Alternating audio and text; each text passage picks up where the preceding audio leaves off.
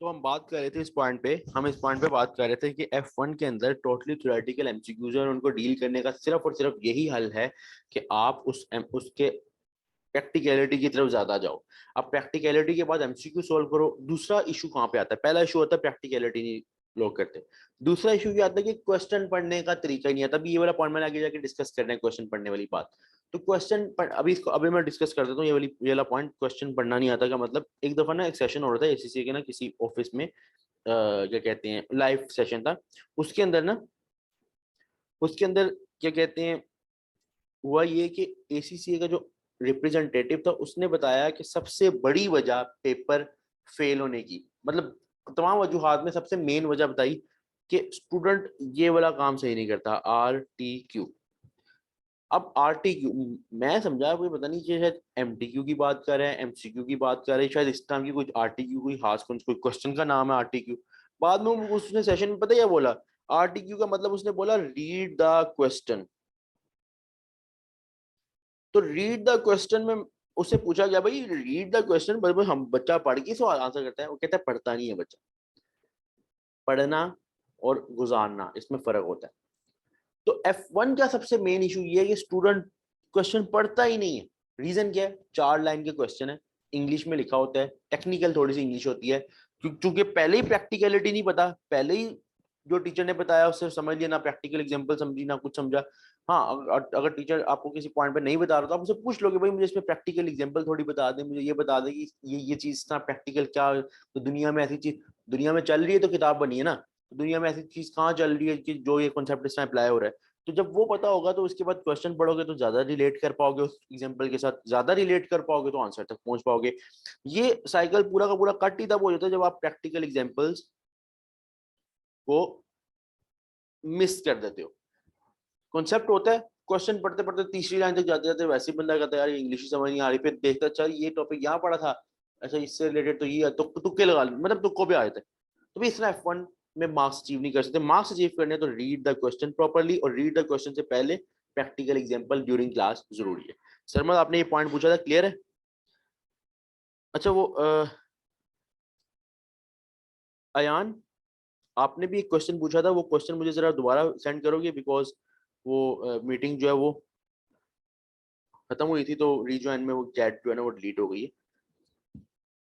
Question send कर दो ताकि मैं फिर उसको बता दूं। उसके अलावा किसी का कोई question related to ACCA exams में कोई बैठा हो, किसी को कोई कोई भी इशू आया होगा, इसको इस तरह किस तरह करना है, इसको मैनेज किस तरह करना है, कोई भी क्वेश्चन जेन में आ रहा है तो बता दो। फिर उसके बाद अगले टॉपिक्स की तरफ जाते हैं, अगले अगले प्रेशर के बारे में बताता हूँ कि जो ACCA के एग्जाम में आता है।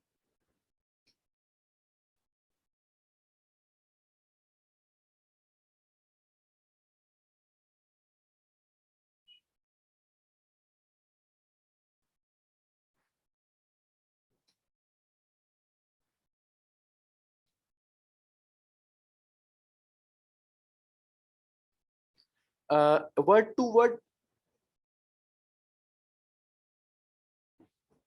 अच्छा ठीक है ठीक है। एक एक क्वेश्चन जो है वो अयान ने पूछा कि कभी, सरमन ने पूछा पहले, सर कभी ऐसे होता है कि हम टेक्स्ट बुक से वर्ड टू वर्ड सेंटेंस, हमसे वर्ड टू वर्ड सेंटेंस पूछ लें, ठीक है? तो सरमन देखो, वर्ड टू वर्ड जो आप कह रहे हो ना टेक्स्ट पूछ ले, वो पूछ सकता है, लेकिन वो खास डेफिनेशंस होती हैं। जैसे जैसे अब एज्यूम करो फाइनेंशियल अकाउंटिंग में एसेट्स हैं, एसेट्स के अंदर एक खास एसेट्स की डेफिनेशन है कि जिसके ऊपर जो स्टैंडर्ड देता है आपको डेफिनेशन, किस तरह डेफिनेशन है, उस डेफिनेशन के मुताबिक वो पूछ सकते हैं, ठीक है? F1 के अंदर अगर कोई ऐसी डेफिनेशन है जो कि स्टैंडर्डाइज डेफिनेशन है किसी चीज की स्टैंडर्डाइज, तो वो पूछ सकता है।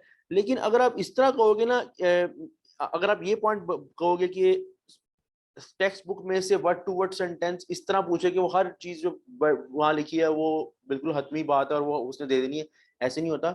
हाँ, लेकिन टेक्स्ट बुक से पूछता जरूर है। अव्वल जब आपके टीचर्स आपके नोट्स बनाते हैं ना F1 के अंदर, तो वो उन खास बातों को वहां लिखते हैं, ठीक है? अगर प्रॉपर आपके F1 के टीचर हैं और प्रॉपर आप पढ़ रहे हो, तो वो आपके वो उन जो नोट्स बनाएंगे, शॉर्ट नोट्स आपको देंगे, वो उसके अंदर वो बातें लिखेंगे जो आ सकती है, ठीक है? क्योंकि इंपॉर्टेंट बात आ सकती है, तो वो पूछ सकता है आपसे, वर्ड टू वर्ड सेंटेंस पूछ सकता है, ठीक है? लेकिन अब आपकी बात तो वही आ गई कि अगर आप, ये तो वो वाला क्वेश्चन हो गया जो सिंपल नॉलेज वाला है, ये वाला जो मैंने अभी अभी थोड़ी देर पहले आपको बताया कि एक होता है नॉलेज वाला क्वेश्चन, ये एक होता है ये थ्योरेटिकल विद कॉन्सेप्ट्स, तो ये दो किस्म हो गई ना। नॉलेज वाला ये अगर आपने मतलब प्रॉपर्ली पढ़ा है और नोट्स वगैरह देखे हैं और बुक देखी है, आपका नॉलेज है, कॉन्सेप्ट है, एक वो क्वेश्चन है आ गया। बात वही है कि उसके अंदर भी बात वही प्रैक्टिस करनी है, ज्यादा से ज्यादा क्वेश्चन पढ़ने हैं। और दूसरी चीज कॉन्सेप्ट विद नॉलेज, ये वो है कि जो आपके नॉलेज होगा उसके साथ वो कॉन्सेप्ट को मिक्स करके कॉम्प्लेक्स करके क्वेश्चन आपके सामने रखेगा और कहेगा आंसर बताओ। वो बुक में से नहीं होगा, वो अपने से पूछेगा। तो ये दोनों अलग स्ट्रीम है। इन दोनों पे मेहनत तो ऑब्वियसली कैलकुलेशन हर चीज पे करनी है। प्रायोरिटी वाइज सबसे पहली चीज आपको ये वाला पॉइंट आना चाहिए। फिर नॉलेज होगा तो वहां उस तरफ जाओगे, और नॉलेज तब होगा जितना प्रैक्टिकल बात समझ आएगी। तो डेफिनेशन की केस में वो पूछ लेता है, सिंपल डेफिनेशन को पूछ सकता है, सिंपल पॉइंट पूछ सकता है बुक के अंदर से। एज इट इज भी एक दो जगह पे जहाँ पे स्टैंडर्डाइज लाइंस होती है, स्टैंडर्डाइज बातें होती हैं, वो पूछ सकता है। लेकिन नॉन स्टैंडर्डाइज तो यार बुक किसी और ने लिखी है, एग्जाम कोई और बना रहा, तो ये रिलेट करेंगे लेकिन एग्जैक्टली सेम वर्ड्स में भी ना हो। लेकिन इस तरह का केस मेरे साथ मेरे स्टूडेंट्स के साथ हुआ है कि जैसे फॉर एग्जाम्पल कोई डेफिनेशन है, लेकिन वो तब हुआ जब स्टैंडर्ड ने, जैसे स्टैंडर्ड ने बताया कि लायबिलिटी जो होती है उसके अंदर पास्ट इवेंट हुआ हो, प्रेजेंट में ऑब्लिगेशन, एक पूरे पॉइंट्स है। वो पॉइंट उठा के उसने दे दिए एग्जाम में और पूछ दिया, बोल दिया कि हम मुझे ना क्या कहते हैं, इसका बताओ ये क्या चीज है, तो वो लायबिलिटी है। जब स्टैंडर्डाइज चीज हो जाती है फिर तो वो पूछ सकता है। नॉन स्टैंडर्डाइज पे इतना कोई वो चीज 100% नहीं होता कि वो पूछेगा। पता होना चाहिए, नॉलेज होना चाहिए आपको, वो तो जरूरी है। लेकिन फिर मैं यही कह रहा हूँ, प्रैक्टिकल एग्जाम्पल्स की तरफ ज्यादा जाओगे ना F1 में, F1 अच्छे नंबर से निकल जाएगा। जितना स्ट्रेट फॉरवर्ड कहोगे कि बस रीडिंग से हो जाए, नहीं निकलेगा, मैं पहले बता। ठीक है। अयान ने पूछा सर हम टेक्निकल क्वेश्चंस की टेक्निक तो पक्की कर लेते हैं बट मिक्सअप हो जाती है दूसरे चैप्टर्स के साथ। अच्छा ये बड़ा मजे का क्वेश्चन है, मिक्सअप हो जाती है।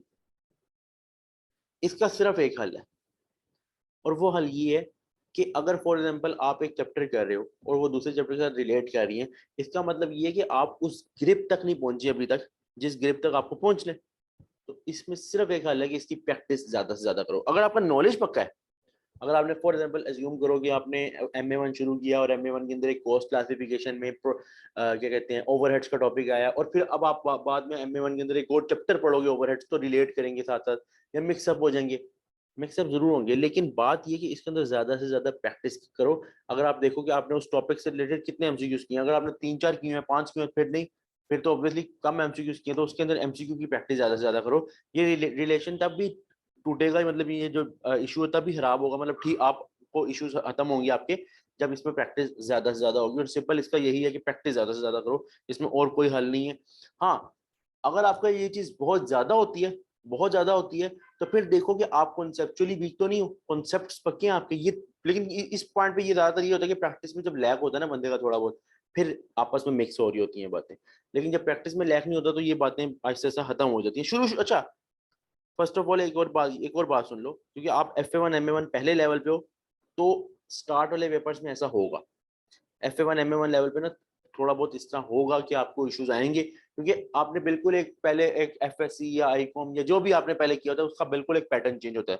वो पैटर्न जब चेंज होके ACC के पैटर्न पे आता है ना, तब थोड़े से इश्यूज आते हैं। इस चीज को अपने ऊपर हावी नहीं करना, इस चीज को ये नहीं कि यार प्रेशर नहीं बनाना इस चीज से कि यार मैं एग्जाम में बैठूंगा तो एग्जाम में मिक्स हो गया तो क्या करूंगा, नहीं। अभी 50%, 60% या 70% कोर जब आपका होगा, और जब आप बीबीपी, जैसे मैंने शुरू में बोला, BPP प्रैक्टिस की तरफ जाओगे, तो आप देखना ये चीज आपकी खत्म हो जाएगी। अभी स्टार्ट है इस वजह से, तो डोंट ओवर थिंक, इंशाल्लाह ये बेहतर हो जाएगा। ठीक है। अच्छा, F3 कंसोलिडेशन से MTQ के अलावा कोई MCQ आ सकता है 2 मार्क्स का? बिल्कुल आ सकता है तैयब, तैयब आ सकता है। MTQ F3 कंसोलिडेशन एक टॉपिक है जो कि इंतहाई इंपॉर्टेंट टॉपिक है। इतना इंपॉर्टेंट टॉपिक है कि कह लो कि F7 का जो पेपर F3 के बाद आपने देना है, तो वो ऑलमोस्ट 30 to 35% उसमें कंसोलिडेशन आती है। इतना इंपॉर्टेंट है। बेसिक लेवल पे F3 पे पढ़ी जाती है, FA1 FA2 से उसका ताल्लुक नहीं है। तो ये इतना इंपॉर्टेंट है। इसके MTQ के अलावा बिल्कुल MCQ आ सकता है। जिस तरह मैं आपसे MCQ, एक टॉपिक है उसके अंदर गुडविल, ऐसा है, अगर आपने पढ़ा हो तो गुडविल आपको पता होगा, working number 1 goodwill, fair value of consideration, plus वो जो सारा हिसाब किताब है, वो इतना इंपॉर्टेंट वो वाला पॉइंट है कि वो आपको अगर 2 मार्क्स के लिए पूछ ले कि गुडविल निकालो, तो निकालनी पड़ेगी आपको। तो आता है, बिल्कुल आ सकता है। 101 पेपर के अंदर अगर 10 मार्क्स का MTQ आ रहा है, तो मे बी 3 MCQs और आ जाए, 16 मार्क्स का कंसोलिडेशन से आ जाए, इसमें कोई शक नहीं है। और इसका दूसरी साइड पे, कल परसों की बात है, परसों कल कल की बात है, मेरी एक स्टूडेंट है उमेरवान में भी, आप लोगों ने देखा हो, जिसके MA1 और MA2 और FA1 और FA2 98% मार्क्स है सब में। सिर्फ एक में 96 है, बाकी में 98% मार्क्स है। उसने जब कल F3 दिया, तो उसने मुझे बताया मैंने उसे पूछा कि क्या कहते हैं एग्जाम किस तरह हुआ, एग्जाम किस तरह हुआ है, तो उसने मुझे ये बताया कि एग्जाम के अंदर कंसोलिडेशन से रिलेटेड आया ही नहीं, बल्कि सॉरी सॉरी, उम्मे रुमान ने नहीं बताया, एक और स्टूडेंट है, उम्मे रुमान ने भी F3 दिया, उसके मैं बताता हूँ उसने क्या बताया, ये बताया मुझे एक और स्टूडेंट है, उसने मुझे बताया कि उसको कंसोलिडेशन आया ही नहीं। इसका मतलब क्या है, इसका मतलब ये नहीं है एग्जाम कंसोलिडेशन छोड़ दो तुम, 16 मार्क्स का भी आ सकता है, 20 मार्क्स का, 25 मार्क्स का भी आ सकता है। एग्जामिनर आपका वो रिश्तेदार नहीं है जो जिसने आपकी मर्जी पे चलना है। एग्जामिनर जैसे मर्जी पेपर दे दे, वो चाहे तो पूरा का पूरा पेपर पे कंसोलिडेशन का एक नंबर ने टेस्ट करे, हालांकि F3 में मेन चीज है कंसोलिडेशन।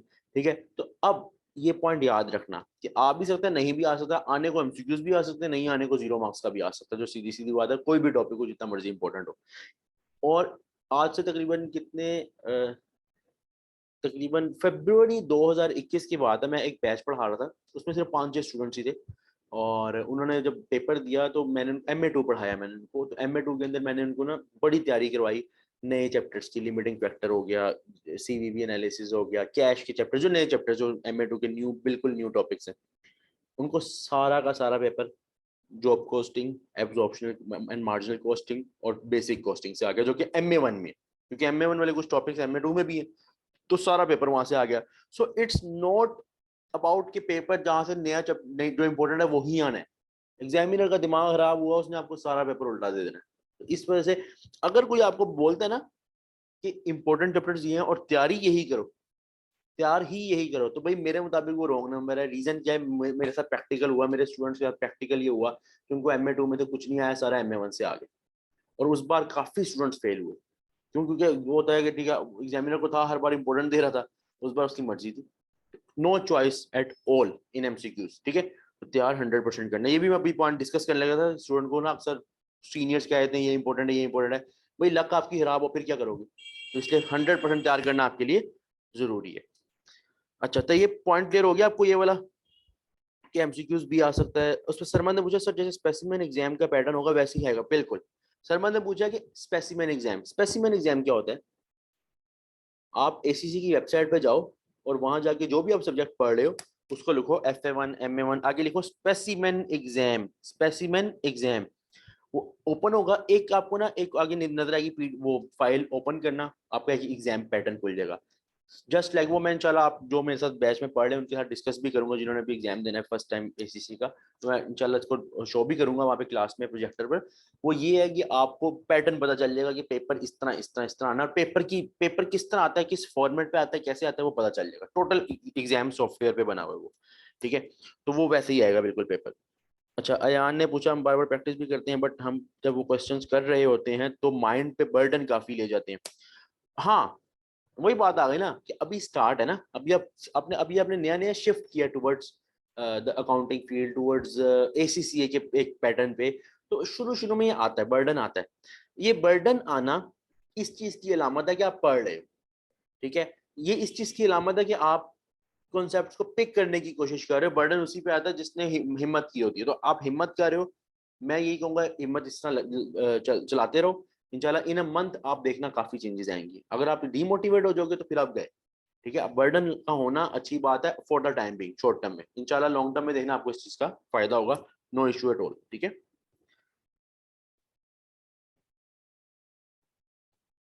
अच्छा, सरमन ने क्वेश्चन पूछा स्पेसिमेन एग्जाम में अगर 70 आ जाए या 80 आ जाए तो क्या हम रिलैक्स रहें कि पेपर पास होगा।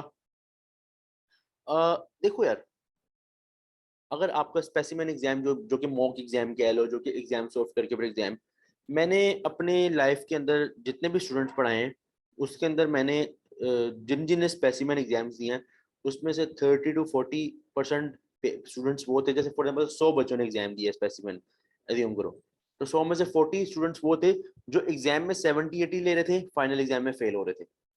और मैंने वो भी देखी है जो स्पेसिफिक एग्जाम में फेल हो रहे थे और एग्जाम में अच्छे नंबर से पास हो रहे थे। तो डोंट 100% रिलाय ना करो अपने आप को उस एग्जाम के ऊपर, इट्स जस्ट द पाथ वे, कि चेक कर लो अपने आप को, समझ लो उस चीज को। अब एक स्टूडेंट जिसके मार्क्स थे 72 इन F1 और स्पेसिमेन एग्जाम में, और एक में 76 थे, मतलब 70 प्लस थे, ठीक है, F1 में 70 प्लस मार्क्स थे, और उसने किया भी मेरे से सेल्फ स्टडी था जिस तरह भी, और मतलब वो लड़की थी और वो फेल हो गई ऑन 40s की लाइन में। अब देखो नियत तो यही बना के गई थी कि भाई स्पेसिमेन एग्जाम जो है वो मैंने दिया हुआ है तो पास हो जाएगा। तो होता ये कि स्पेसिमेन एग्जाम इज जस्ट आपकी एक प्रैक्टिस की बात है। आप प्रैक्टिस जरूर करो, डिमोटी देखो यार, अगर तुम ये सोचोगे ना यार सर तो हर बात में फेल करी जा रहे हैं फेल, ऐसा नहीं है। मैं तुम लोगों के सामने हकीकत रख रहा हूँ, और इस हकीकत को डील किस तरह करना है ये भी बता रहा हूँ कि भाई तुमने अगर स्पेसिमेन एग्जाम दी है, जो कि देने चाहिए एग्जाम, मॉक एग्जाम, अपने आपको टेस्ट ज्यादा से ज्यादा करना चाहिए, तो वो एग्जाम दो, ठीक है, या 50 MCQs या 30 MCQs करो, ठीक है। अगर मार्क्स कम आ रहे हैं ज्यादा आ रहे हैं, ना ज्यादा ओवर कॉन्फिडेंट हो जाओ ज्यादा मार्क्स आने पे, ना ज्यादा डीमोटिवेट हो जाओगे यार मैं तो इसमें फेल हो गया हूँ, पेपर में भी फेल हूँ। तुम यकीन करो, मैं MA2 में मेरे क्या कहते हैं मॉक जब मैंने दिया था, जब मैं पढ़ रहा था उस वक्त मैंने मॉक एग्जाम दिया था तो मेरे 40s में आए थे।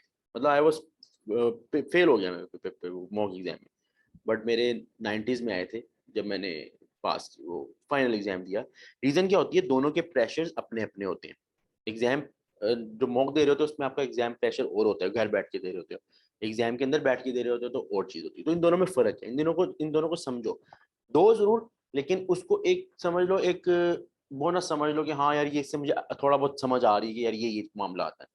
उसको अपने ऊपर, उसके ऊपर रिलाई 100% रिलाई ना करो, थोड़ा बहुत रिलाई कर लो, ठीक है। 100% रिलाई ना, मतलब 40% रिलाई ना करो, 60% कर लो, क्योंकि जिस तरह बच्चों में मैंने बताया 40% वो थे जो फेल से पास हुए, पास से फेल हुए, तो 60% रिलाई कर लो, 40% फिर भी सोच के समझ के रखोगे भाई तैयारी अभी गेम बाकी है बॉस, जो कि फाइनल एग्जाम के अंदर ही होनी है, ठीक है। हाँ जिस तरह अभी ये मुझे बताया स्टूडेंट ने कि लास्ट FA2 के टाइम में मेरा मॉक क्लियर नहीं हुआ बट आई गॉट 88%। तो भाई देखो ना, तो समझ रहे हो ना बात को, तो ये प्रैक्टिकल एग्जांपल सामने है आपके कि मॉक पास नहीं हो रहा और पेपर पास हो रहा है, मॉक बहुत अच्छे से पास हो रहा है पेपर फेल हो रहा है। डोंट रिलाई ऑन दैट, उसे दो मॉक दो, प्रैक्टिस करो, वो जरूरी है, ठीक है। और किसी का यहाँ तक क्वेश्चन है, अगर है तो बताओ, फिर उसके बाद मैं आगे कंटिन्यू करता हूँ कि अगला पॉइंट क्या है। एक तो मैंने प्रैक्टिस से रिलेटेड बता दिया ना, अगला पॉइंट जो कि मेन होता है इशू स्टूडेंट्स को।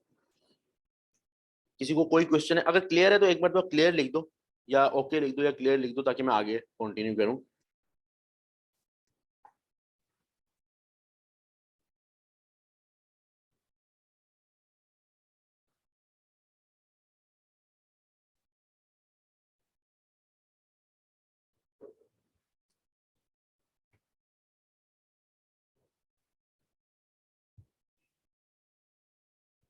अच्छा, अब नेक्स्ट पॉइंट,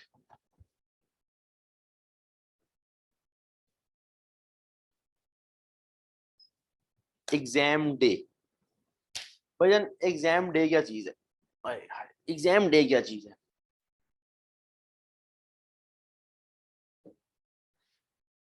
भाई जिस दिन तुम्हारा एग्जाम होता है ना, वो बड़ा मैटर करता है तुम्हारे लिए। जिस तरह तुम्हारे लिए एक हल्का सा वो वाला दिन है, एक द डे ऑफ जजमेंट है, ठीक है, तुम्हारे लिए एक तुम्हारे सर पे क्यामत आई हुई है कि यार अब एग्जाम में मैंने जाके बैठना है। ये दिन बड़ा मैटर करता है आपके पेपर पास और फेल होने में, ठीक है। देखो अब पहला पॉइंट इसमें क्या होता है, स्टूडेंट्स को लगता है, मैं अपनी प्रैक्टिकल एग्जांपल साथ बताऊंगा, पहले लॉजिक जो मैं बताने लगूंगा सुनो। स्टूडेंट्स को लगता है कि एग्जाम से 2 दिन पहले मैंने सोना नहीं, जिनको लगता है मैं बता रहा हूँ कि मुझे नींद नहीं आ रही, ठीक है। अब मैं जैसे भी लिख रहा हूँ समझ जाना, नींद नहीं आ रही, ठीक है, मुझे भूख नहीं लग रही, ये जो अक्सर होते हैं ना ये अपना मतलब, तो भूख भूख नहीं लग रही, या मुझे इस तरह का कोई सीन हो रहा है कि यार मेरे से नहीं हो रहा यार, मेरे से मैनेज, मतलब कि मेरे से मैनेज नहीं हो रहा यार, मैं मेरे से सोया नहीं जा रहा, मुझे नींद नहीं आ रही, भूख नहीं। तो 2 दिन पहले, मतलब कि अगर फॉर एग्जाम्पल मंडे को पेपर है तो सैटरडे नाइट भी नहीं सोए, संडे नाइट भी नहीं सोए, और ऐसे बाल उजड़े हुए हैं और शेव शेव प्रॉपर ठिकी नहीं हुई, जूती पहनी और चल पड़े हैं कि यार बस हम बहुत ही पढ़े लिखे हैं, पूरे सेशन कुछ पढ़ना नहीं, ठीक है, पूरे 3 महीने जो एक्चुअल मेहनत, एज्यूम करो मतलब पूरे 3 महीने में वो मेहनत करनी नहीं, और आखिरी 3 दिन में कहना कि यार हमने बहुत पढ़ा, और वाकई पढ़ा होगा, मैं ये नहीं कह रहा नहीं पढ़ा होगा, उन्होंने 3 दिन पढ़ लिया होगा, लेकिन लॉजिकल होके सोचो यार, अगर थोड़ा आउट ऑफ द वे होके, आउट ऑफ द बॉक्स निकल के, अपने आप को बाहर निकल के दोबारा अपने आप को देखो, तो तुम्हें अकल होनी चाहिए कि भाई 3 दिन या 2 दिन तुम नहीं सोए सही से, तुमने खाना सही से नहीं खाया, तुम मेंटली ठीक ही नहीं हो, तुम पेपर किस बात में देने जा रहे हो। अक्सर मैंने स्टूडेंट्स देखे हैं जो जिन्होंने फेल किया है, उन्होंने ये हरकत करके फेल की, जो कि पूरी क्लास सेशन में अच्छा चलते रहे हैं, पेपर पास टेस्ट पास करते रहे हैं, कॉन्सेप्ट्स आंसरिंग अच्छी करते रहे हैं, क्वेश्चनिंग अच्छी करते रहे हैं, पूरा सेशन अच्छा चले हैं, मार्क्स भी अच्छे दे दिए, फेल हो गए। 3 दिन पढ़ना था, बहुत पढ़ लिया भाई, ये पढ़ लिया तो फेल हो गए। तो भाई ये पॉइंट सबसे खतरनाक पॉइंट है उन स्टूडेंट्स के लिए जिन्होंने ये शोखी मारनी होती है कि हम बहुत पढ़ गए हैं, ये हमारी हालत चेक करो, हम फकीर हो गए, हम ये हो गए, हम वो हो गए, और पेपर देने बैठ गए। भाई पेपर फेल ही करोगे, नींद ही पूरी नहीं ली हुई। तो पहला पॉइंट क्या है, तुम लोगों ने पेपर से 2-3 दिन पहले से ही ना रात 10-11 बजे मैक्सिमम सो जाना है। अगले दिन उठने की रूटीन जो भी है, तुम 6 बजे उठो, तुम 8 बजे उठो, 10 बजे उठो, उठने की बात नहीं कर, सोने की बात कर रहा हूँ मैं। सोना तुम लोगों ने ये ना कहना हम तो 12 बजे तो रात 12 से सुबह 12 घंटे सोते रहे, लॉजिकल हो गए सोचने, लेकिन रात को जल्दी सोना। उसके फर्क तुम लोगों को क्या पड़ेगा कि रात की जो नींद होती है ना वो बंदे को एक्टिव कर देती है। तुम जो मर्जी कर लो, जितना मर्जी स्टूडेंट कह दे कि यार मुझे तो आती सुबह में नींद है, नहीं भाई, रात की नींद रात की नींद वो पूरी लेनी 2-3 दिन। उससे क्या हुआ, तुम लोगों का माइंड फ्रेश होगा। जिस तरह ये कहते हैं, मेरी जब जैसे रात की रूटीन जब मेरी खराब होती है, फॉर एग्जाम्पल अगर मैं पूरी पूरी रात सोता नहीं और अगले दिन पढ़ा रहा होता हूँ, तो उस दिन पढ़ाने में और पूरी रात सो के पढ़ाने में बहुत फर्क फील होता है मुझे कि यार हाँ यार आज मैंने पढ़ाया है। अपनी तरफ से मैं दे देता हूँ, लेकिन सर्विसेज वगैरह जैसे पढ़ा रहा हूँ तो समझा दूंगा, लेकिन मुझे पता है कि जब मैं प्रॉपर रेस्ट करके आया होता हूँ तो मैं उस प्रोडक्टिविटी को इंक्रीज कर सकता हूँ। तो same is the date, same is the case with exam day की एग्जाम के दिन से पहले 2-3 दिन भाई प्रॉपर नींद देनी है और प्रॉपर खाना खाना है। अच्छा, प्रॉपर खाना खाने का मतलब ना ये नहीं है कि बट कढ़ाई खाने चले गए हो, कभी वहाँ मछली वछली खाने चले गए हो। एक रीजनेबल खाना खाना है, घर का खाना खाना है, ठीक है। ये नहीं कि बिल्कुल लो कर लो, ये नहीं कि सुबह नाश्ते में पावे चावे डाल रहे हैं 2 घंटे बाद एग्जाम है, ऐसा ना करना भाई, ठीक है। तो ये दोनों में तुम लोगों ने अपने आप को बिल्कुल ठीक रखना है, पहला पॉइंट। दूसरा पॉइंट, दूसरा पॉइंट ये कि जब तुम एग्जाम में बैठ गए, ठीक है, अब एग्जाम में बैठने से पहले जो घंटा होता है, 1 आवर बिफोर एग्जाम, सबसे खतरनाक टाइम। मतलब मैं अपना पर्सनल एक्सपीरियंस शेयर कर रहा हूँ। 1 आवर बिफोर एग्जाम होता ये कि तुमने ना, तुम्हारा फॉर एग्जाम्पल एक कॉलेज है जहाँ पे तुमने जाने पेपर देने, और तुम्हारा घर वहां से है फॉर एग्जाम्पल 15 किलोमीटर, एज्यूम करो। तुम पहुंच गए कॉलेज, ठीक है। इस कॉलेज मेरे साथ पता है पर्सनली क्या होता था, मैं एक पेपर में ना 1 घंटा पहले चला गया। यार वो 1 घंटा मेरे लिए इतना खतरनाक था, इतना खतरनाक था। बंदे की जहन में ना हजारों सोचें आ रही होती कि मैंने एग्जाम में बैठना है, कुछ सांस घुट रहा होता है और क्या बनेगा। दोस्त शुगर लगा रहे हैं, कोई बात कर रहे हैं, तो समझ ही नहीं आ रही है भाई क्या मैं क्या करूँ यहाँ पे, मिक्सअप हो रहा होता है। तो एग्जाम सेशन में जब बैठने जाना है, उससे अगर घंटा पहले चलेगा तो एक बात याद रखना कि ग्रुप के तौर पे जाना, यानी दोस्त साथ हो, ताकि आपस में शुगर लगता रहे, आपस में बात हो। अगर तुम अकेले चले गए, तुम्हें पता तुम्हारा दोस्त यहाँ पे इस कॉलेज में किसी दोस्त ने पेपर नहीं देना, इस कॉलेज में किसी पेपर दोस्त ने पेपर नहीं देना, तो वहां पे मैक्सिमम आधा घंटा पहले जाना। क्योंकि आधे घंटे पहले इसलिए कि ये भी नहीं ना कि जब एग्जाम स्टार्ट, मेरे वाला हाल ना करना। मैं क्या करता था, जब एग्जाम होना होता था उसे 5 मिनट पहले जाता था और अक्सर 10 मिनट लेट पहुंचता था। मतलब नीयत होती थी 5 मिनट पहले पहुंचूंगा और पहुंचता 10 मिनट लेट था, पेपर स्टार्ट हो जाता था, मैं बाद में जाके बैठता था, अक्सर ऐसा होता था। क्योंकि पहले पेपर में एग्जाम में MA1 में मेरे साथ ये हुआ था कि मैं जल्दी चला गया और अकेला था, तो मेरे ऊपर इतना प्रेशर बिल्डअप हुआ कि सोच सोच इंसान जो सोचता है ना, ओवर थिंकिंग आ जाती है, सौ सवाल आ जाते हैं, फिर वो बड़ा मसला होता है। इस 1 घंटे जो आवर बिफोर एग्जाम है ना, या तो दोस्तों साथ, अगर खुद जाना है तो अच्छे टाइम आधे घंटे पहले 20-25 मिनट पहले चले जाना।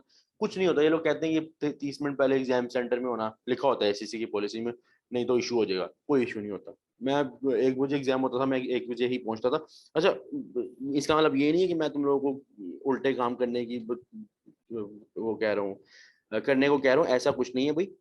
लेकिन मैं ये सच बात बता रहा हूँ कि अगर अकेले चले गए ना तो फिर वो देख लेना कि क्या होगा तुम्हारे साथ। इसमें जब सोचे आती है तो प्रेशर बिल्डअप होता है, फिर एकदम से प्रेशर निकलता कब है, जब एग्जाम स्टार्ट होता है। फिर वहां पे MCQ आया हुआ MCQ भी चला जाता है, ठीक है। और दूसरी बात, जिस दिन तुम लोगों ने जाना उस दिन का तुम जो खाने के बारे में बताया था, उस दिन जो तुम लोगों ने नाश्ता वाश्ता करना है वो अच्छा नाश्ता में नॉर्मल एक प्रॉपर नाश्ता करना है, पेट वेट बढ़ाओ बढ़ाओ। अगर तुम लोग खाली पेट चले गए या ओवर खा के चले गए, दोनों में मसला है, ठीक है। प्लस एक चीज यहाँ पे देखना, ये मैंने सीखी थी एक चीज, यहाँ मैं लिख रहा हूँ चॉकलेट। चॉकलेट का मतलब ये नहीं कि भाई वहां पे तुम चॉकलेट बांटते फिरो। असल में ना चॉकलेट, नकली वाली चॉकलेट नहीं, कोई अच्छी डेयरी मिल्क वगैरह की बात करो, तो चॉकलेट होती है ना, इसके अंदर एक कंपोनेंट होता है जो ना इंसान को ना जब वो खाता है ना, तो वो दिमाग का वो कंपोनेंट ना ऑन हो जाता है। ठीक है, मतलब साइंटिफिकली क्या डिटेल में जाऊँ, वो ऑन हो जाता है, सिर्फ समझ लो। और वो कंपोनेंट क्या होता है कि वो तुम्हें खुश करने वाला कंपोनेंट होता है, तुम्हें खुश करने वाला कंपोनेंट होता है। तो चॉकलेट खाने से आपको खुद ब खुद एक खुशी से महसूस होती है। अक्सर तुम लोग चॉकलेट खाओ तो तुम लोग चॉकलेट देख के तुम लोगों के जहन में, मेरा नहीं ख्याल होगा, तुम में से कोई भी एक ऐसा होगा जो अच्छी वाली चॉकलेट देखी और वो कहे यार नहीं यार ये मुझे, मैंने नहीं सुना आज तक कि कोई कहे मुझे चॉकलेट नहीं पसंद। ठीक है, होंगे वो कोई सही नॉर्मल नहीं होंगे, तो लेकिन मैंने हर इंसान को यही देख के चॉकलेट प्रॉपर, चॉकलेट का रैपर भी देख लो तो बंदे को ना एक अजीब सी खुशी होती है। रीजन क्या है कि चॉकलेट के अंदर एक कंपोनेंट होता है जो आपके दिमाग के अंदर ना खुशी बनाता है। अब तुम ना एक छोटी सी चॉकलेट लेना और खा लेना उसको एग्जाम से पहले। होता पता है क्या है, तुम्हारा एक तुम्हारा ब्रेन, और तुम बैठो एग्जाम के अंदर, ब्रेन वो ही कर रहा होता है जो तुम्हारे अंदर एक गुबार, एक सोच बन रही होती है, ऐसे ही है। अब तुमने बिल्कुल गए, तुम्हारे दिन में आ रहा है यार मैं फेल हो गया, ये वो ब्रेन को ना अटैक करता है उस चीज को। जब तुमने चॉकलेट खाई होती है ना, तो वो कंपोनेंट जो है ना खुशी वाला, एक सेटिस्फेक्शन वाला, एक खुशी वाला, वो चल रहा होता है, वो मतलब क्या कहते हैं, अपना काम कर रहा होता है। उससे होता है कि मिक्सअप हो जाता है काम, कि यार ब्रेन सोच होता है कि यार ये बंदा टेंशन में है या खुशी में है। और टेंशन में याद रखना बंदा को, जो ब्रेन जब टेंशन में चला जाता है ना, वो आपको कुछ नहीं कह सकता। टेंशन इन द सेंस कि वो जब डिसीजन नहीं ना ले पाता, चाहे बंदा खुश है क्या सीन है। जैसे मेरी क्या रूटीन थी, मैं चॉकलेट तो ज्यादा बार नहीं, लेकिन मैं क्या करता था, जब एग्जाम देने जाता था उससे आधा घंटा पहले ना बबल डाल लेता था मुंह में, और पूरे एग्जाम में मैं सुबह 5 बबले लेके जाता था, वो मैंने साइड पे रखी होती थी, और जैसे एक बबल खत्म होती थी दूसरी बबल खोल के बबले खाता था पूरे एग्जाम में। और अब आज तक अगर मैं एग्जाम में बैठता हूँ तो मेरी ये रूटीन है कि मैं बबल साथ लेके जाता हूँ। इससे क्या फर्क पड़ता है मुझे, कि वो एग्जाम जब आपका ये जो बबल का मैं बताता हूँ क्या है, बबल की भी रीजन सुन लो। स्टमक, आपको पता है कि जब आप टेंशन में होते हो ना, तो आपका स्टमक काम करना छोड़ देता है। टेंशन में आपको खाने का दिल नहीं करता, मैं आपको भूख नहीं लगती, वो जितनी मर्जी भूख लगी हो, आप टेंशन वगैरह अगर कभी जैसे आती है बंदे को तो नहीं लगती भूख। बबल खाते हो ना, कोई भी चीज अब जब आप खाते हो ना, तो मैदा आपका ना, स्टमक आपका काम करने लग जाता है। ठीक है, वो स्टमक जब आपका काम करता है ना, तो उससे ये होता है आपके साथ, उससे आपके साथ ये चीज होती है कि आप,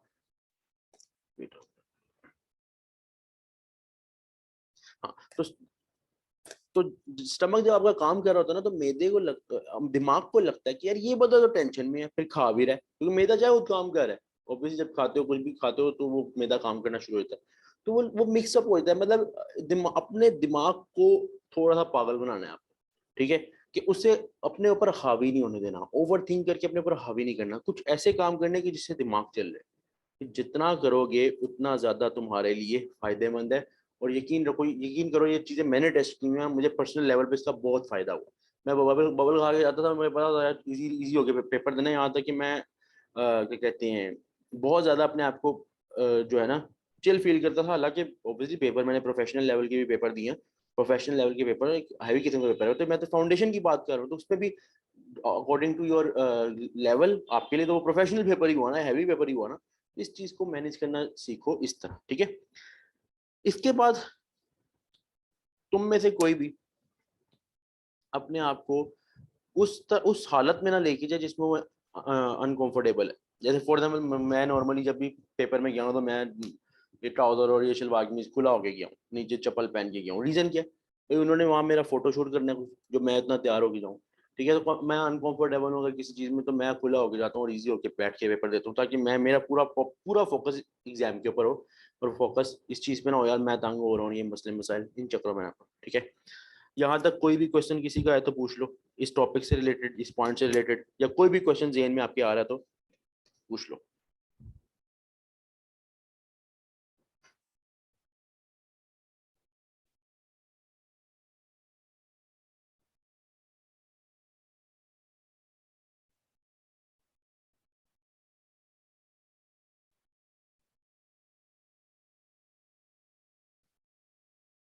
हाँ, टाइम मैनेज में अभी आ रहा हूँ, टाइम मैनेज पे आता हूँ। टाइम मैनेज के लिए से मैं आप लोगों को बता देता हूँ। आपके पास ऑन एन एवरेज मतलब 2 घंटे होते हैं। ठीक है, 2 घंटे का मतलब 120 मिनट्स। ठीक है, और 120 मिनट्स पे डिवाइड करो 50 एमसीक्यूज, ठीक है। ऑब्वियसली वो जो पेपर आपका होता है F1 2 3 यानी FBT FFA और FMA, उसमें 30 एमसीक्यूज और बाकी एमसीक्यूज होता है, लेकिन 50 एमसीक्यूज के मुताबिक अभी बता रहा हूँ। 50 एमसीक्यूज, 50 एमसीक्यूज को अगर आप ये आंसर निकालो तो तकरीबन 2 पॉइंट कितना आएगा, 2.4, ऑलमोस्ट 2.4 मिनट, ऑलमोस्ट 2.5 मिनट आपके पास एक एमसीक्यू का है। अब आपके सामने एक एमसीक्यू लिखा है पूरा, सही है, आपने पढ़ना शुरू किया, ये क्वेश्चन नंबर 1, सही है। कुछ क्वेश्चन ऐसे होंगे जो आप 30 सेकंड में पढ़ लोगे। डेबिट की नेचर क्या है, सॉरी डेबिट की नेचर कह रहा हूँ, एसिड की नेचर क्या है, डेबिट, सीधे सीधे होंगे, उसमें आपका टाइम बच जाएगा। कुछ ऐसे क्वेश्चन होंगे जो लेंथी होंगे, वो आप एक मिनट में पढ़ोगे, पढ़ लो, आप पढ़ते पढ़ते आपको ना समझ नहीं आई क्वेश्चन, आपने फिर पढ़ा, फिर समझ नहीं आई, फिर पढ़ा, फिर समझ नहीं आई। भाई आप अगर एक मिनट पे एक एमसीक्यू पे 5 मिनट लगा रहे हो तो कैसे एग्जाम पूरा करोगे, ठीक है, पहला पॉइंट। दूसरा पॉइंट, कभी कभार जो सबसे ज्यादा मेन टॉपिक, मेन पॉइंट है जो कि मेरे स्टूडेंट्स के साथ होता है और जो कि मैं समझता हूँ कि यार ये अक्सर स्टूडेंट्स के साथ होता है, वो ये है, कभी कभार ना स्टूडेंट एमसीक्यू पढ़ रहा है, पूरा पढ़ लिया, पढ़ने के बाद स्टूडेंट ने देखा कि ये टॉपिक तो मैंने पढ़ा हुआ है और उसका आंसर नहीं आ रहा होता, उसकी सवाल के अंदर कोई ना कोई ट्रिक छुपा होता है जहां पे जिसको वो क्लिक नहीं कर पा रहा होता और वो एग्जाम को पूरा वो एमसीक्यू से हल नहीं हो रहा होता, वो फिर से इस नियत से ट्राई करता है यार ये मेरे से नहीं हो रहा, दोबारा पढ़ता है, यार इसका ट्रिक ढूंढ रहा होता है। भाई एक एमसीक्यू को 2 मरतबा पढ़ लिए ना, तीसरी मरतबा नहीं पढ़ना, चाहे तुम्हारा वो महबूब टॉपिक हो, तुमने उसको तीसरी मरतबा किसी सूरत नहीं पढ़ना। तीसरी मरतबा पढ़ने का मतलब है 5 मिनट से क्रॉस कर रहे हो तुम टाइम, और 5 मिनट से क्रॉस करने का मतलब ये है कि तुम्हारे पास 500 मिनट तो है नहीं, 120 मिनट है जिसमें तुमने पूरा करना है। तो इस वजह से एमसीक्यू जितना मर्जी महबूब हो, टॉपिक जितना मर्जी पसंद हो, और ये लग रहा होगा यार ये इसकी प्रैक्टिस मैंने इतने एमसीक्यू किए हैं, इतने एमसीक्यू पे किए हैं इस टॉपिक पे, पूरा क्यों नहीं हो रहा, भाई इसमें कोई ट्रिक होगा, कोई ऐसा पॉइंट होगा जो तुमसे पूरा नहीं हो रहा होगा। तो फिलहाल के लिए उसे फ्लैग करके आगे चले जाना, एमसीक्यू पे ज्यादा टाइम जाया नहीं करना, जो नहीं हो रहे उसको फ्लैग करके अगले एमसीक्यू पे चले जाना और अगले पूरे कर लेना, फिर वहां बाद में देख लेना, एंड पे टाइम बचता है, क्योंकि एक एमसीक्यू जो तुम्हें पसंद होगा वो 2 मार्क्स का है। और फॉर एग्जाम्पल पहला एमसीक्यू तुम्हें पसंद है और तुम्हारा उसका आंसर नहीं आ रहा, भाई आगे 49 की को कुर्बान करके आप ये पहले एमसीक्यू को देख रहे हो, 49 का मतलब 98% है और इस एक का मतलब सिर्फ 2 मार्क्स आए होंगे, तो क्यों पूरा पेपर स्टेक पे लगा रहे हो, रिस्क पे लगा रहे हो। तो बेटर ये है कि अगर एक एमसीक्यू चाहे जितना मर्जी पसंद है टॉपिक, अगर नहीं हो रहा 2 दफा पढ़ लिया, मैक्सिमम 2 दफा, उससे ज्यादा नहीं, आगे चले जाओ, पूरा करके आओ। हो सकता है कभी कभार आपके देन क्लिक नहीं कर रहा था लेकिन बाद में क्लिक कर जाता है, बाद में समझ आ जाती है वो पॉइंट, उसे पहले नहीं करना। इस तरह सिर्फ आप टाइम मैनेज कर सकते हो। और सेकंड रीजन ये है, सेकंड बात ये है कि जब आप क्या कहते हैं घर में प्रैक्टिस करो, सेल्फ प्रैक्टिस, एक तो होती है ना कि कॉलेजेस में टेस्ट होते हैं, एक होती है सेल्फ प्रैक्टिस करो। जब आप सेल्फ प्रैक्टिस करते हो ना तो उसका आपको फायदा ही होता है, सेल्फ प्रैक्टिस करने का आपको फायदा ही होता है कि आप जब फॉर एग्जाम्पल आपने सोचा कि मैंने प्रैक्टिस में 30 एमसीक्यूज करने हैं, एक एमसीक्यू का अपने आप को दो 2 मिनट, एक एमसीक्यू के 2 मिनट, 30 मिनट्स लिख दिए, सॉरी 30 एमसीक्यू करने, एक एमसीक्यू को दो 2 मिनट, यानी 60 मिनट्स। इस 60 मिनट्स को अपने लिए अलॉट कर लो, स्टॉप वॉच खोलो मोबाइल की, मोबाइल हर मकसद के लिए यूज होता है, बस अच्छे मकसद के लिए नहीं होता, वो मकसद शुरू कर लो, स्टॉप वॉच ओपन करो 60 मिनट की, उसे ऑन कर दो, वहां से वो 30 एमसीक्यूज करना शुरू कर दो, 60 मिनट खत्म हुए, रुक जाओ, देखो कितनी एमसीक्यू है। शुरू में तुम लोग में भी 1 घंटे में भी तुम लोगों से 20 एमसीक्यूज 25 हो, आहिस्ता आहिस्ता क्या होगा, ये जब प्रैक्टिस, जितने भी एमसीक्यू तुम्हारे पास 10 एमसीक्यूज हैं, 2 मिनट अलॉट करो, 20 मिनट में करो। तुम्हारे पास 30 एमसीक्यूज हैं, 60 में करो। तुम्हारे पास 50 है, 100 मिनट्स लो। 120 तो पेपर में आने ना, 50 के लिए 120, लेकिन अपने आप को 100 मिनट दो, यानी हर एमसीक्यू के लिए 2 मिनट अपने आप को जब दोगे ना, तो आहिस्ता आहिस्ता क्या होगा, ये तुम्हारी जो ये प्रैक्टिस की जो मैक्सिमम एमसीक्यूज हैं उस टाइम के अंदर आ जाएंगे। जब वो उस टाइम के अंदर आएंगे, जब तक तुम पेपर दोगे, तो पेपर वाले दिन सारा, चूंकि तुम उस माहौल से गुजरे हो, उस टाइम टाइम प्रेशर से गुजरे हुए हो, तो वो प्रेशर तुम्हें काम आएगा, उस वक्त उसको हैंडल कर पाओगे। ये दो हल आप कर लो, गारंटी में कहता हूँ पेपर टाइम मैनेज हो जाएगा, पूरा पेपर होगा, बल्कि टाइम से पहले होगा। मेरे पेपर हो जाते थे टाइम से तकरीबन 15-20 मिनट पहले, पूरा एसीसी में पेपर मेरा एक मरतबा हुआ, मेरे बैड लक थी, एक या 2 मरतबा, लेकिन बाकी सारे पेपर्स में मैंने 15 मिनट पहले ही पेपर में खत्म कर लिया 100% पूरा, जो कि आज तक एसीसी में मतलब फाउंडेशन में तो हो जाता है, उसके बाद पूरा करना बड़ा मुश्किल होता है, ठीक है। इसके अलावा कोई क्वेश्चन है? तो ये तीन बेसिकली ये तीन पॉइंट्स थे। एक पॉइंट एग्जाम प्रेशर से रिलेटेड ये था, जो कि मैंने शुरू में बताया कि प्रैक्टिस से रिलेटेड, दूसरा एग्जाम डे और तीसरा टाइम मैनेजमेंट। ये 3 बातें हमने यहाँ सीखी हैं, एक प्रैक्टिस की टेक्निक, एक एग्जाम डे को मैनेज किस तरह करना है, और last one is time management. ये 3 चीजें तुम्हारे पास कंट्रोल में आ गई। शर्त शर्त लगा लो चाहे किसी से भी, तुम बेस्ट मार्क्स अचीव करोगे। और इसके बैक एंड पे तुम्हारी क्लासेस जो है वो 100% होनी चाहिए। क्लासेस 100% नहीं है तो फिर नहीं गारंटी, फिर चाहे ये तीनों पे काम कर लो, क्लासेस 100% नहीं, तो जब क्लासेस 100% नहीं होगी तो प्रैक्टिस कैसे पूरी होगी, एग्जाम डे वाले दिन कॉन्फिडेंस कैसे आएगा और टाइम कैसे मैनेज होगा जब क्लासेस पूरी हैं। तो क्लासेस 100%, उसके बाद ये 3 पॉइंट्स, ये गुर है, आज लिख लो ये पॉइंट, पूरा एसीसी में बैठे रहोगे और इजीली पेपर क्लियर करते रहोगे, मतलब पूरे एसीसी में जो पेपर दोगे इंशाल्लाह क्लियर कर लोगे। यहाँ पे सेशन का एंड है, कोई भी क्वेश्चन वगैरह कोई भी पॉइंट वगैरह पूछना है तो पूछ लो, कोई भी क्वेश्चन पूछना है तो पूछ लो। बिल्कुल कर सकते हैं सरमत बिलाल, अगर 50 मिनट्स में क्लियर हो जाए, 50 मिनट्स में क्लियर हो जाए, मतलब 50 मिनट्स में एग्जाम क्लियर हो जाए।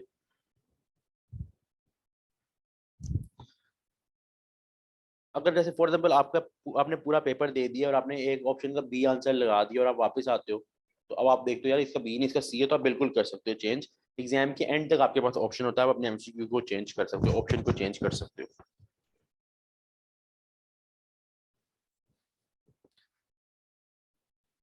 इसके अलावा अगर कोई आपके जहन में पॉइंट आता है, मुझे व्हाट्सएप पे मैसेज कर सकते हो, व्हाट्सएप पे मुझे अपनी कोई भी क्वेरी बता सकते हो, ठीक है, मैं वहाँ पे भी आपको बता दूंगा। और उसके अलावा अगर कहीं पे भी इशू आपको होता है, इसके अलावा कोई भी पॉइंट इसी से रिलेटेड आप मुझसे पूछ सकते हो, ठीक है। और बाकी यार क्या कहते हैं, कोई भी क्वेश्चन अभी पूछना वो भी पूछ लो। किट्स दोनों मस्ट है यार। किट जो है ना, जो बीपीपी किट, कैप्लन किट, असल में मैंने वही बताया कि एक किट करोगे तो मे बी 12-13 एमसीक्यूज हो, 2 कर लोगे तो हो सकता है 30-40 एमसीक्यूज या 50 भी बन जाते हैं। तो वो एक ये सफिशिएंट, मैंने आपको जैसे बताया सफिशिएंट प्रैक्टिस होनी चाहिए, उसके अंदर बीपीपी और कैप्लन दोनों किट्स होनी चाहिए एटलीस्ट, इससे कम नहीं होनी चाहिए अगर पेपर अच्छे नंबर से पास कर ले, ठीक है। तो किट्स कर लो, ज़्यादा बेटर। बाकी ये है कि क्या कहते हैं, अब व्हाट्सएप नंबर मैंने अपना दे दिया, ठीक है, जिनके पास है वो मुझसे कांटेक्ट कर लो वहाँ पे, और इंशाल्लाह फिर वहाँ पे कोई इशू हो, इंशाल्लाह ये सेशंस बार बार होंगे, उसमें आप ज्वाइन करो, फायदा होगा इंशाल्लाह। अपना ख्याल रखो यार, सबके सब मिलते हैं इंशाल्लाह कभी फिर नेक्स्ट सेशन में, और टेक केयर, अल्लाह हाफिज।